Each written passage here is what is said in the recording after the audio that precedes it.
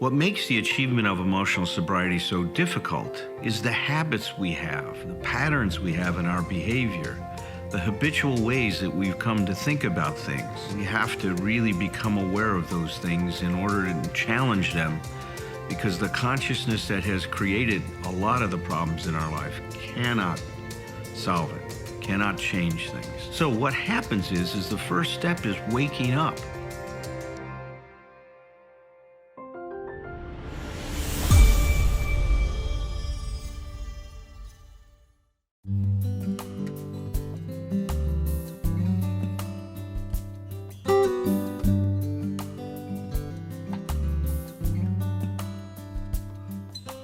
Well, that's what tonight's theme is about, right? Gratitude. And we hear about all of the virtues of gratitude. And if you're in a bad place, what are we told to do? Make a gratitude list, right? Sit down on a daily basis and write down 10 things that you're grateful for and start your day off. And people even will prescribe that as a cure for your depression. If you focus on the things you're grateful for, you're going to be able to turn your life around. And so we talk about it sometimes as this magic elixir. But we may want to be a little bit more thoughtful about that.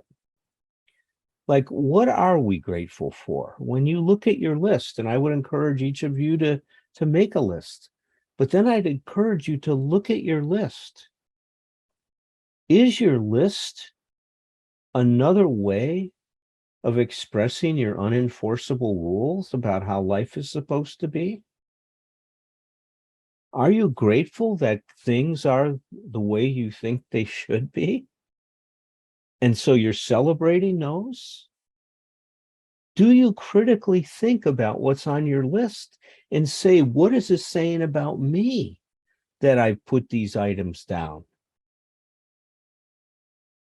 Well, I don't mean to, be a party pooper, but I think a lot of us might find that our "it's all about me" syndrome shows up in our gratitude list, and that we still can't shake this idea that things have to be a certain way for us to be okay.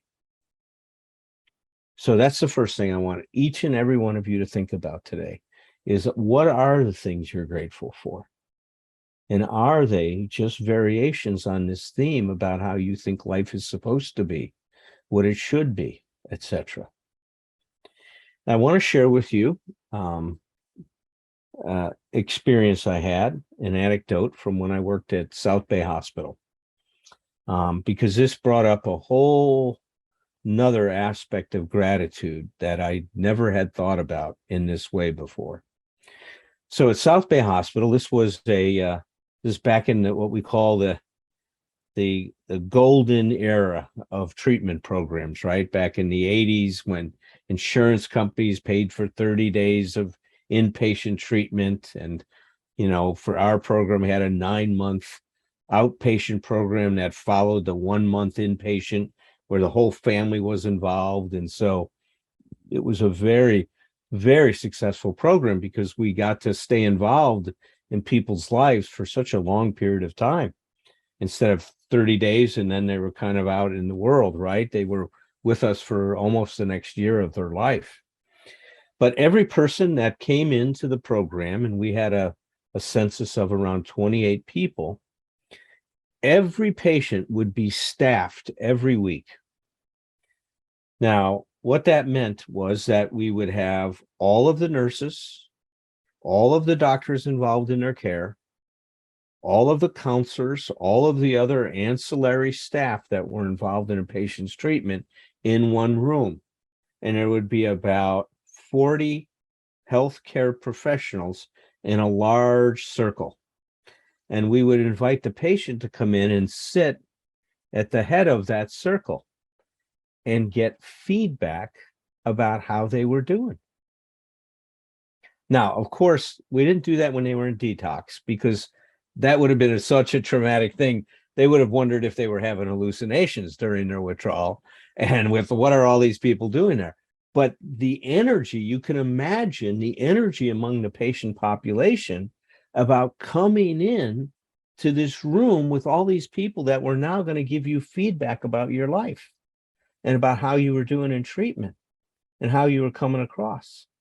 And so this staffing every week was a way to promote a high level of self-awareness in our clients, as well as to point to what was missing in their participation in the program to help them get the most out of their experience.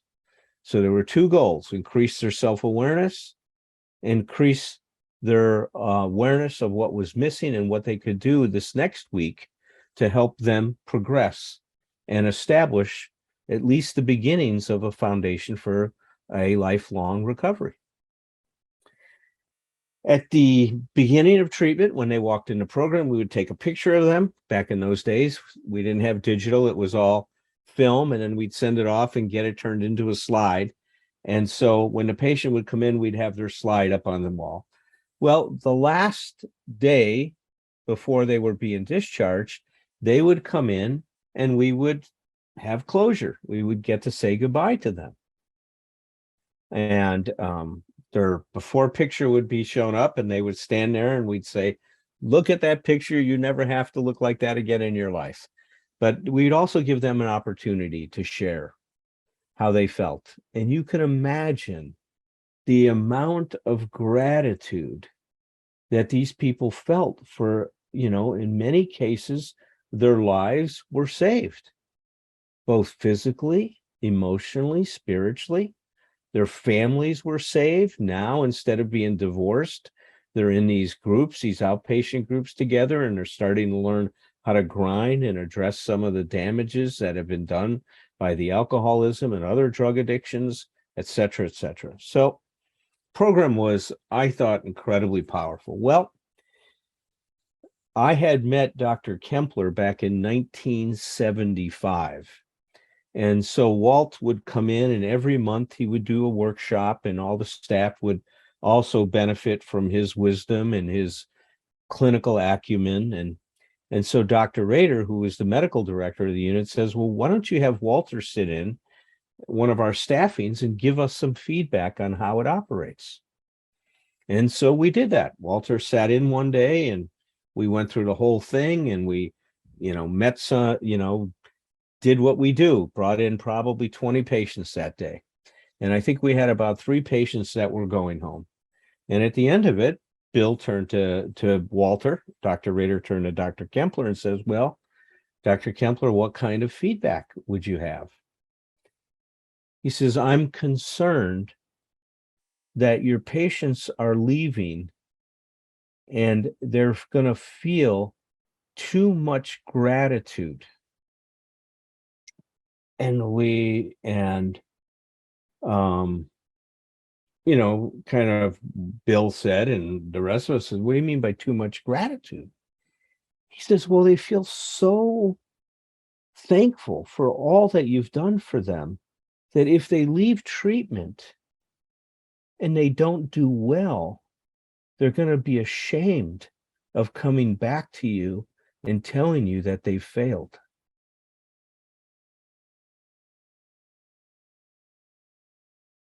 Wow. None of us had ever thought about that.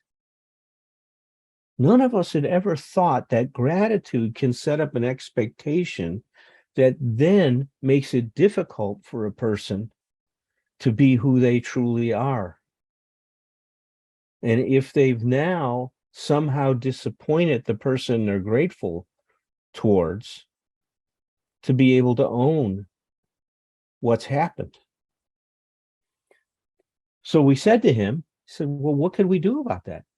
He says, you're going to have to poison the well. Well, how do you do that?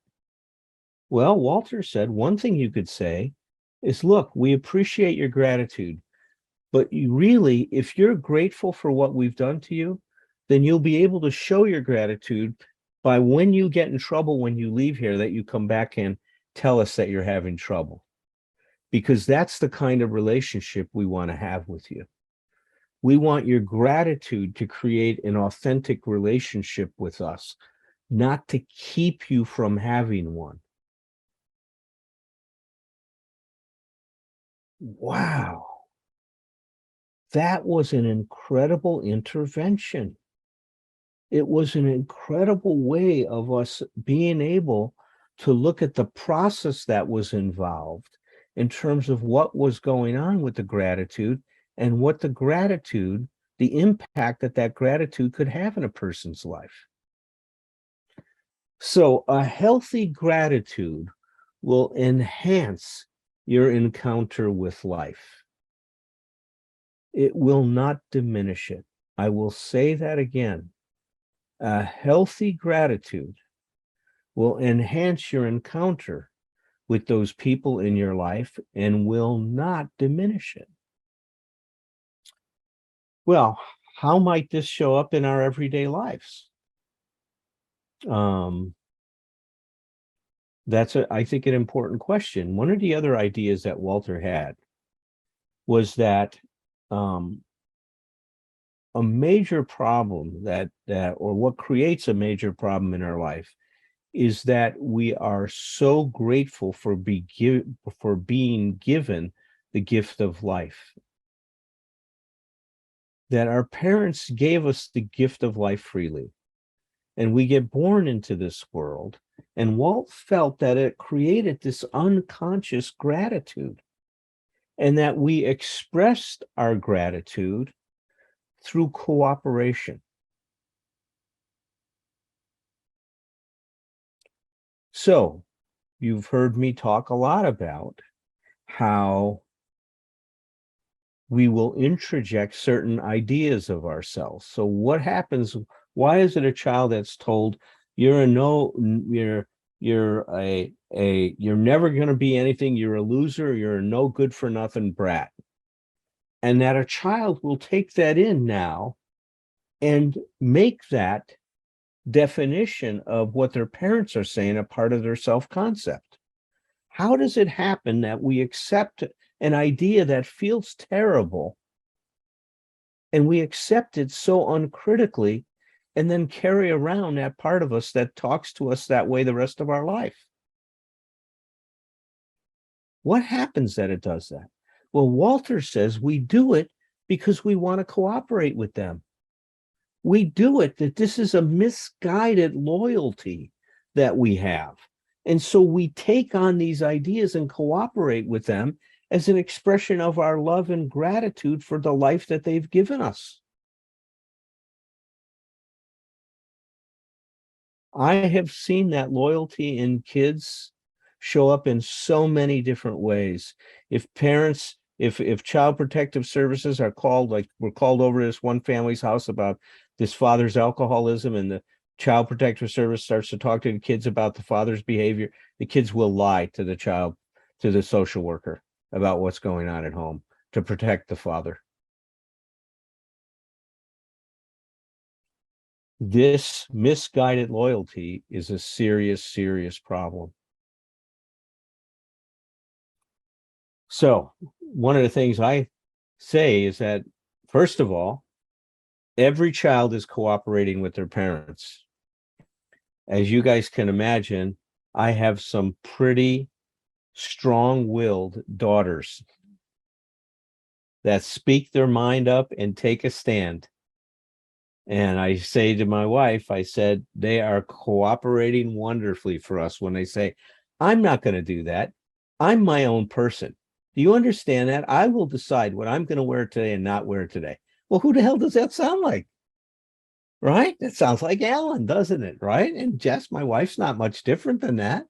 And of course, when they do it, our thing is, no, you won't. You're going to do it my way. And they're saying, no, I'm not. And if we lose sight of it, we will criticize them for that cooperation. Now, what happens to a kid who's now expressing their love by cooperating with a parent that's then criticized for who they're being? That's what creates trouble, folks, is when we are put in that bind and we are taught to be a certain way, and then somebody says you're wrong for being the way I taught you to be. What do you do with that dilemma? Well, it's a crazy making dilemma. We become diseased. we don't know who to be, then we start to try to figure out what the hell we should be, because obviously who we are is not working. And now, we're off to the races, as you guys have heard me talk about. I say today that the best way my kids can respect me is to tell me how full of shit I am and that they don't like what I'm doing. And that when they talk to me that way, instead of focusing on how they should talk to me, I'm more concerned with them saying what's ever on their mind in any way they need to say it. That's what I want them to be able to do. And I want to respect that kind of authenticity from them, because if they can do that, that means they feel safe with me. That means they feel they're not going to be judged by me either, and I'm not going to lay a trip on them on how they should behave and all of that stuff, that they can just be who they are at that any given time. So I hope I've given you a few different ways of thinking about gratitude and how it may get in the way, and as well as to look at what you're grateful for and try to ground it in something that's more real. Like, we're told that our wounds, our pain, our suffering can be of incredible value to other people. Well, then we could say, I am grateful every time somebody pisses me off and disturbs me, because it gives me an opportunity to take a look and do some of this work. That's what gratitude can mean for us in emotional sobriety. So enough said from my side. Let me invite Roger in, and Tom. And Tom, did you see if Herb Kagan's joining us tonight, or is he eating turkey with his family? He is not in the room. So Okay, so it's going to be Raj and Tom. Welcome, gentlemen. Herb is a turkey. Herb's a turkey. Thank you, Alan. Thank you, Tom. Go ahead, Tom. Follow that turkey theme. Let's go. All right, let's go with the turkey. It's like, yeah. Thanks, Alan, for putting a different slant on things. And this is my piece about this is just very. It's something you and I have already been talking about a little bit, and that is, kind of, we've decided we're on a mission to reinstate the term self-criticism into a positive light. It's like, because I've used it so much through the years as a big part of I've made it too often synonymous with self-condemnation, which is the problem that lots and lots and lots of us have. But I like your first example from the old days, which made me homesick, and I know I was having probably euphoric recall about how wonderful treatment was all those times. By the way, because I also had a little guy in my head going like, yeah, remember when all those staffings would just blow up in your face? It's like but they when it was working, it was working, and it was such a great thing. It was so much fun to collaborate with the team in those ways. And it's one of the things I love about working with you guys again, is I feel like I'm getting another taste of working with a team, and right it's on, good. Tom. Right on, Tom. But but all of that points to the whole idea of what one of the things we're trying to do, practice in our own recovery and teach to others, is to have healthy self-criticism, the ability to critique ourselves in a healthy and respectful way. And so I just kind of want to plant that in our language for all of us, for the group, and for the three of us that are here as discussants today, to say let's kind of keep this in mind as a theme, so that we can differentiate between self-criticism and self-condemnation, because I think too often we get to be, if all self-criticism begins to be triggering for people, then we get to be a little bit too soft, and we need, and I know about my recovery voice that I have that I do my best to listen to every single day, is a very tough, loving voice. It's always on my side, but it cusses as much as I do, and it cusses with love and says, get off your ass.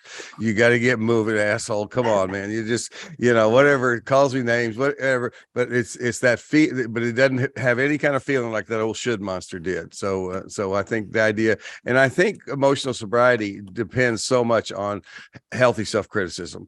And I actually think that I'm kind of preaching to the choir a little bit with this group, because I think this group as a whole is already kind of miles ahead of a lot of other people I've known and worked with in being able to do that, and to be able to receive criticism in a healthy way from other people, but also to give it to ourselves. So that's what I got. And I'm very grateful for you guys. I'm very grateful to be a part of this whole thing. This is, we were on our godchildren tour today. We went to 2 different places for Turkey and fellowship, and it was both of our godchildren. And I kept an eye on the watch, and I can honestly say I was looking forward to getting back home in time to meet with you guys. Happy to be here. It's great to have you here, Tom. Mm-hmm. Thank you, Tom. I want to echo that. Very grateful to have the opportunity to be here as well. To you, Alan, and to Tom, to Herb, to Turkey. Tom Potash, and so on. Thank you, guys. And by the way, Brian, who's milking this honeymoon thing way too far. Oh my God, isn't he? Oh my Lord. Jesus, he taking advantage of that. You go, Brian. You go, Brian. You just keep going, baby. All right. Wow, those are really good points, guys, both of you, including the part about healthy self-criticism that's helpful to me as a human being, and the ability to take that in. A point of clarification, because I know I've heard you talk a number of times over the years, Alan, about this idea that no matter how it may appear to a simplistic perception, your idea that Walter, taught you and expanded on, that our children are always cooperating with us, no matter how it may look. But right. It creates that idea has created a lot of confusion for my clients over the years, because when I'm telling my son I want him to do this or do that, or wear this or wear that, or say this or say that, and he is absolutely not interested in doing so and letting me know that, obviously at a surface level, that does not look like cooperation. So I just want to say another word or two about that to clarify it. What Alan is really saying, and please correct me if it's not on, is that if I'm sending my kid the message that I want them to be true to themselves, I want them to tell me what's really going on for them, I want them to express themselves, and that's the message that I'm teaching them, as you say, and then they try to model what they see me doing. See, that's the key idea. That's the teaching I'm engaging in, not the specific words I'm saying to them at that point about what I want them to say or what I want them to wear. I'm saying model this as a way of living, as a way of approaching your life. Express yourself, be true to yourself. Yeah, with time, learn how to include other people as well and be connected to other people as part of that process. But so I just wanted to clarify that. What may not at all look like cooperation is cooperation, in the sense is the child is doing their best to live, to embody this message of, it's my job to be true to myself. Mm-hmm. It's my job to say what I really think, to say what I really want, to say what I really feel. And then if I come at them, when they do that, obviously it creates a serious bind for the child. So let go of the idea of the content in a particular situation. The idea is the message I'm teaching my child about the kind of behavior I want them to model. Well, Roger, just let me jump in on that, because I could share my own example. It's like, I was never told not to cry, but when I watched my dad dying from cancer and he never cried about it, my God, the message I got is you suffer in silence. And so when he Yeah. passed away, those tears, which I was filled with, I did not share with anyone until much later in my life. Yeah. And so when, the way you're clarifying this is I learned from his example Exactly. how to be. And that's the Yeah. point you're making. And that's such a good point, because that is what I was talking about. Yeah. Thanks, so. Thank you. I'm going to read a little section from, I've mentioned Michael Singer's book, Living Untethered. I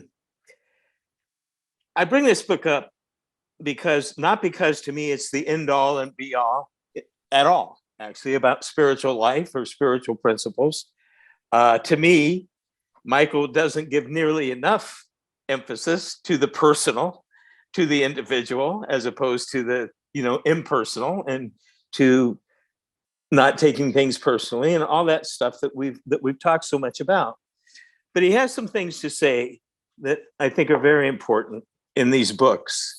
So I wanted to go to this tonight. He talks about different layers of the mind as he talks about it.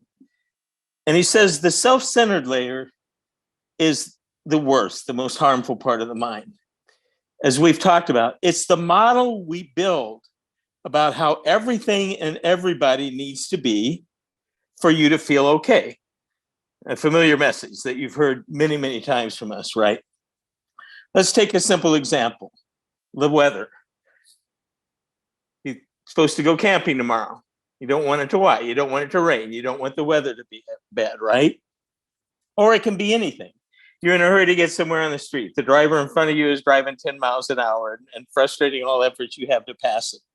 So our mind goes, this is ridiculous. I don't have time for this. What's wrong with them? They're supposed to be in the slow lane. On and on and on. And this is very much me, by the way, on any given day. Eventually, we catch on that we've developed an entire intellectual model of how every single thing in our world needs to be. Every single thing. How people should behave, how our spouse should be dressed when we're going out, how much traffic there should be, what the weather should be like. There's literally, in my world, at least in my mind, there's no end to this. And I know many other people's minds work the same way. How many things do we do this to in our lives? Almost everything is his perspective. You honestly believe that what you made up about how you want things to be is how things are supposed to be. I want to say that again. We honestly come to believe, and I do, that how I want things or prefer things to be is how they should be. Forget individual differences.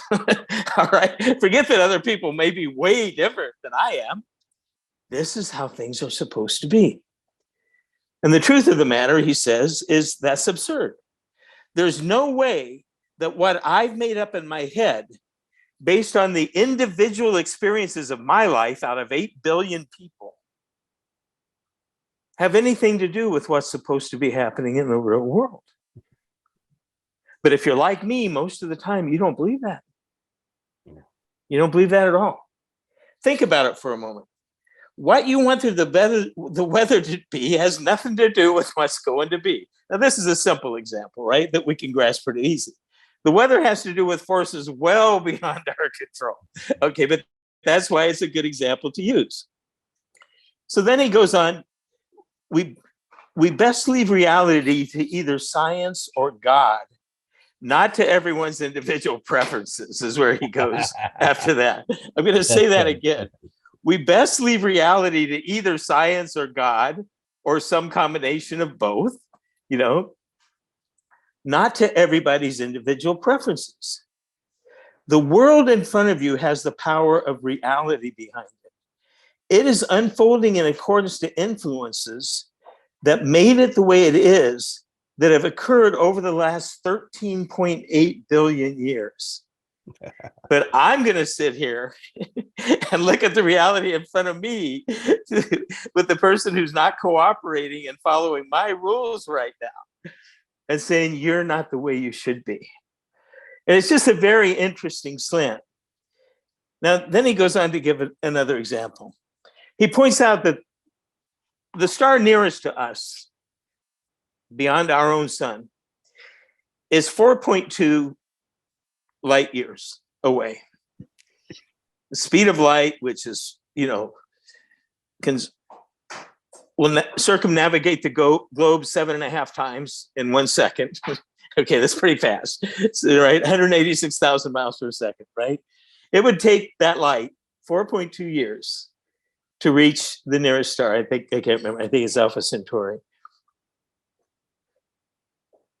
What we don't realize is that almost all that space, and we're not going to get into dark matter and all that and dark energy right now, but all that, as far as scientists thought for a long time, it's what? It's empty.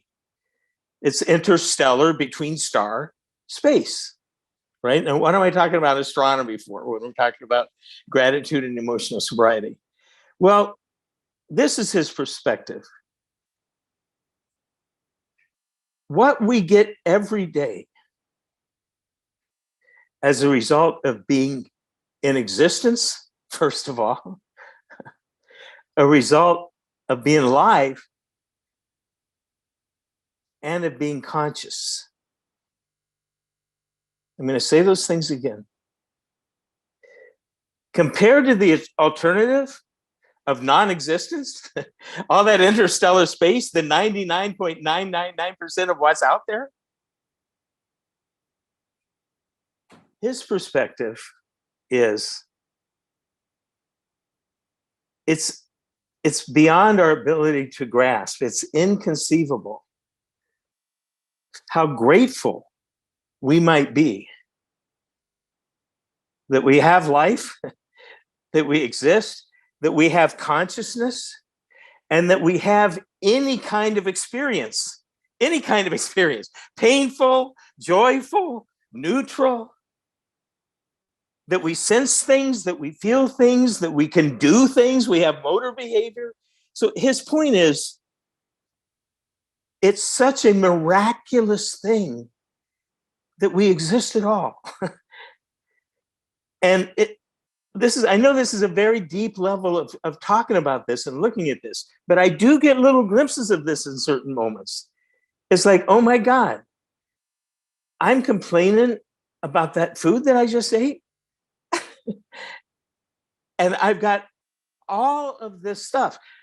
Another thing I go into that Buddhists talk some about is, thankfully I'm in remission now, but I had a bout with some lymphoma, with some throat cancer last year.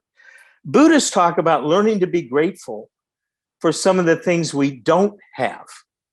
I'm very grateful that my throat lymphoma is in remission at this point in my life. Okay. And if you start down that track, things I'm grateful that I really, really don't want in my life, that I don't have, that's as long a list as we want to make it, right? Health-wise, illness-wise, family-wise, relationship-wise, all of it. So what I'm saying, because I do want to add in what you said too, Alan, because you're right on about how gratitude can lead us if it leads us to compromise our authenticity, if it leads us to cooperate in developing beliefs about ourselves that are very damaging to us, right? It can have a lot of negative consequences, just as you said.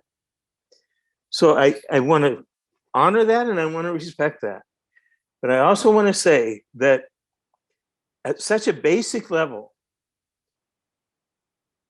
that we are able to experience everything, no matter how we assess it, good or bad, in the way that we are.